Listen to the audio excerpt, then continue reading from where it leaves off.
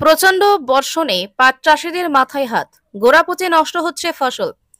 স্থানীয় পাট চাষিদের মুখে এখন হাহাকার। 1 বছর ধরে পাটের দাম ভালো থাকলেও এবার প্রকৃতির রোষে পড়ে বিপাকে পড়েছেন তারা।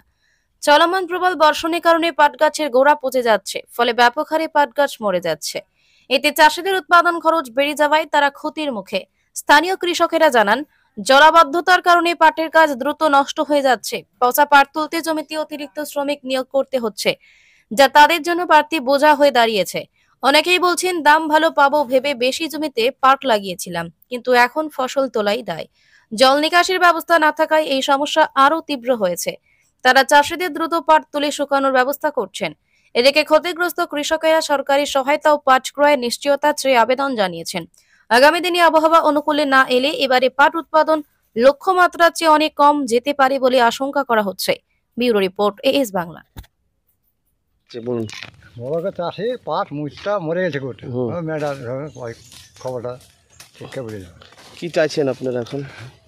ক্ষতিপূরণ, হ্যাঁ আর কি ক্ষতিপূরণ তাই দিতে হবে। আপনার নাম কি? আপনার নাম? আমার নাম দাও দিয়ে দাও। বাড়ি? বাড়ি পিতলা। বলো কি, হ্যাঁ আপনারা কি বলছেন বলেন।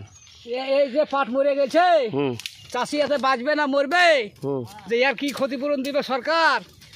পাটের দাম তো ভালোই আছে এখন। পাটের দাম ভালো আছে বললে তো হবে না, পাট নাই 100টি পাট পুষবে না।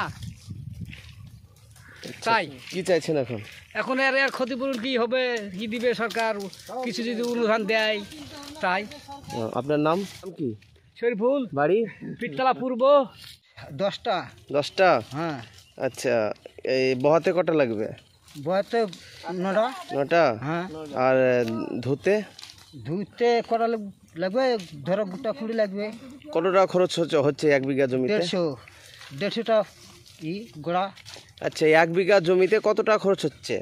10,000 ধরো। 10,000 ধরো। কি চাইছেন এখন? কি করবো, পাটলে ফারকা পড়েছি। আপনার নাম? সাবেক শেখ। বাড়ি? বাড়ি 6 গাড়ি।